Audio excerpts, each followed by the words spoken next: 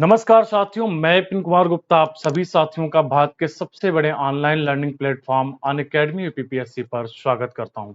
आशा करते हैं आप सब लोग स्वस्थ होंगे, मस्त होंगे। मैं आप एक छोटा सा टॉपिक आप सभी लोगों के लिए लेकर आया हूं, जो कि है भारत छोड़ो आंदोलन। क्या रोल रहा है, क्या इसकी भूमिका रही है और क्या इसमें कौन कौन सी घटनाएं घटी, इसके बारे में हम चर्चा करेंगे। आखिर ये भारत छोड़ो आंदोलन इतना चर्चा में क्यों है? तो पहली बात तो हमें जानना है कि 8 अगस्त 2022 अगस्त का महीना भी चल रहा है। ठीक है, तो भारत ने भारत छोड़ो आंदोलन के इस बार जो पूरा किया है वो 81 साल पूरे किए हैं। 81 साल पूरे किए हैं।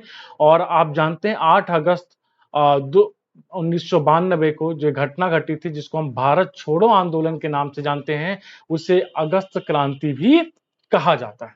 ठीक है, तो अगस्त क्रांति भी कहा जाता है, जैसा कि पॉइंट यहां पर नोटेड है। और गांधी जी का मानना था कि अंग्रेज भारत छोड़ दें तो भारत की सभी समस्याओं का समाधान अपने आप आ जाएगा।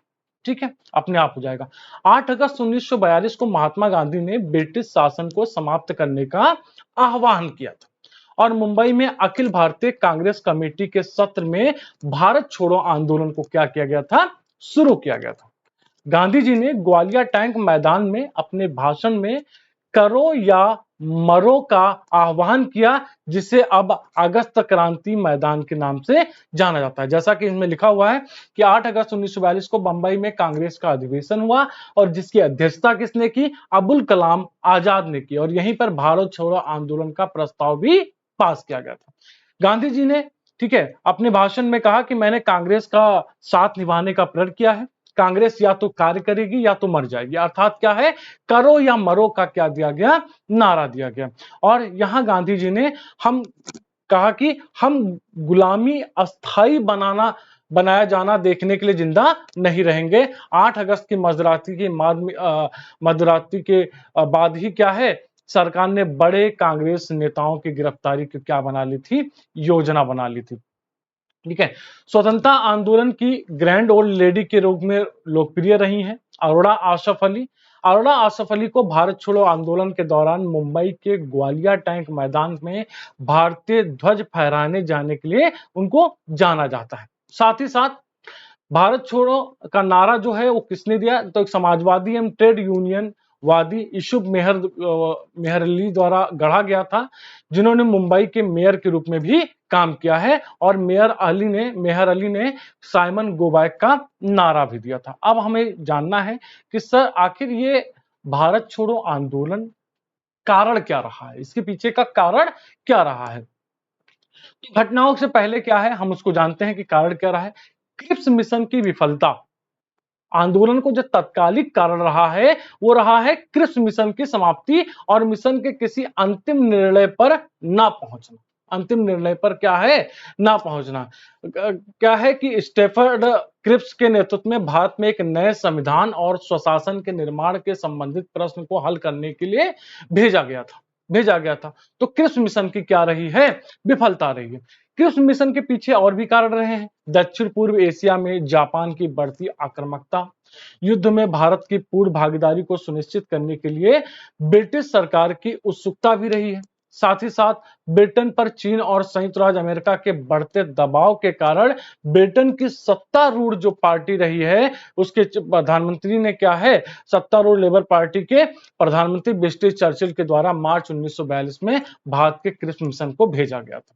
यह मिशन असफल हो गया था क्योंकि इसने भारत के लिए पूर्ण स्वतंत्रता नहीं बल्कि विभाजन के साथ डोमिनियन स्टेट की क्या की थी, पेशकश की थी। ठीक है, तो आप जैसे जानते हैं कि 9 अगस्त की सुबह गांधी जी और कांग्रेस के अन्य कार्यकर्ताओं को क्या कर लिया गया था, गिरफ्तार कर लिया गया था। इस आंदोलन में हिंसा और अहिंसा के मिश्रण को भी देखने को मिला। सरकार ने बहुत ही बर्बरता पूर्वक, कह सकते हैं कठोरता पूर्वक से इसका दमन किया था। परिणाम स्वरूप क्या है कि इस आंदोलन में एक भूमिगत संगठनात्मक ढांचा भी तैयार हो गया। ठीक है, इस आंदोलन के दौरान ब्रिटिश विरोधी भावना का प्रसार भी हुआ। ब्रिटिश विरोधी भावना एवं पूर्ण स्वतंत्रता की मांग ने भारतीय जनता के बीच में क्या कर दी, लोकप्रियता को क्या कर दिया था, हासिल कर दिया था। लोकप्रियता को क्या कर दिया था, हासिल कर दिया था। साथ ही साथ, ठीक है, अखिल भारतीय किसान सभा फॉरवर्ड ब्लॉक जैसे अन्य जो कांग्रेस से संबंध विभिन्न निकायों के नेतृत्व थे, जो 2 दशकों से जन आंदोलन चल रहे थे, अब इस आंदोलन के लिए पृष्ठभूमि क्या कर दी थी, निर्मित कर दी थी। कई देश के कई स्थानों पर उग्रवादी विस्फोट भी हो रहे थे, जो भारत छोड़ो आंदोलन के साथ ही क्या हो गए थे, अब भारत छोड़ो आंदोलन के साथ ही जुड़ गए थे। ठीक है, रेडियो प्रसारण का कार्य उस समय देखा जाए तो सर्वप्रथम जो कार्य किया गया था, आंदोलन शुरू होने के 5 दिन बाद ही 14 अगस्त से ही उषा मेहता ने प्रारंभ कर दिया। अन्य एक केंद्र बाबू भाई चला रहे थे, जबकि राम मनोहर लोहिया जो है वो नियमित रूप से कांग्रेस रेडियो पर बोलते थे। नवंबर 1942 में पुलिस ने इन्हें खोज निकाला और जब्त कर लिया, और उषा मेहता और बाबू भाई को क्या है, 4 वर्ष की सजा हुई थी। यहाँ पर जो प्रश्न पूछे जाते हैं कि गांधी जी को कहां पर भारत छोड़ो आंदोलन के दरमियान कैद किया गया था, तो गांधी जी को आगा खां पैलेस पूना में कैद किया गया था, और 10 फरवरी 1944 को 21 दिन का उन्होंने उपवास आरंभ किया, और इसका देश पर बहुत ही व्यापक प्रभाव देखने को मिला था।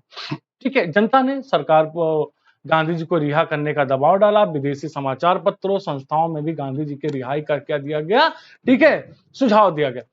अब इसी समय ब्रिटिश जो प्रधानमंत्री हुआ करते थे चर्चिल ने इसी समय एक बयान दिया था कि हम दुनिया में हर जगह जीत रहे हैं, तो ऐसे समय में एक बुढ़े के सामने कैसे झुक सकते हैं जो हमेशा से हमारा दुश्मन रहा। ठीक है, आगे चल करके हाँ बीमारी के आधार पर क्या है, उनको रिहा कर दिया गया, उनको क्या कर दिया गया था, रिहा कर दिया था। आंदोलन को अगर देखा जाए, आंदोलन जो रहा है, ये आंदोलन 3 चरण में हमें देखने को मिला है। ये आंदोलन भारत छोड़ो आंदोलन 3 चरण में, पहला चरण जो रहा है वो शहरी विद्रोह रहा है, हड़ताल हुए हैं, बहिष्कार किए गए हैं, धरने के रूप में चिन्हित किया गया, जिन्हें हालांकि जल्दी ही दबा दिया गया था। ठीक है, पूरे देश में हड़ताल हुए, प्रदर्शन हुए, श्रमिकों ने कारखाने में काम करने का न करने का समर्थन प्रदान कर दिया था। गांधी जी को पूरे क्या आगे खां पैलेस में कैद कर दिया गया था, और लगभग सभी नेताओं को क्या है गिरफ्तार कर लिया था, जो कि अभी हम बता भी चुके हैं। आंदोलन के दूसरे चरण में क्या हुआ कि ग्रामीण इलाकों में स्थानांतरित किया गया, जिसमें एक प्रमुख किसान विद्रोह देखा गया। इसमें संचार प्रणालियों को कह सकते हैं बाधित करना इनका मुख्य उद्देश्य हुआ करता था, जैसे कि रेलवे ट्रैक, स्टेशन, टेलीग्राफ तार, पोल, सरकारी भवन पर हमले, या कह सकते हैं औपनिवेशिक सत्ता का कोई अन्य दृश्य प्रतीक, उसको क्या कर लिया गया, आंदोलन का ये दूसरा चरण हुआ करता था। अंतिम चरण में देखा जाए तो अलग अलग जैसे कि बलिया, तामलुक, सतारा, इन सब जगहों पर क्या किया गया, समानांतर सरकारों का क्या किया गया, समानांतर सरकारों का गठन किया गया था, समानांतर सरकारों का गठन किया था। आंदोलन का देखा जाए तो आंदोलन काफी मायने में देखा काफी हद तक सफल रहा। भविष्य के नेताओं का उदय हो रहा है, राम मनोहर लोहिया आ रहे हैं, जेपी नारायण आ रहे हैं, और आसफ अली आ रहे हैं, बीजू पटनायक जी आ रहे हैं, सुचेता कृपलानी, इन सब नेताओं ने भूमिगत गतिविधियों को अंजाम दिया था, जो प्रमुख नेता के रूप में उभर के आए। साथ ही साथ महिलाओं की भागीदारी हमें क्या है, देखने को मिलती है। महिलाओं की भागीदारी, महिलाओं ने आंदोलन में बढ़ चढ़कर हिस्सा लिया।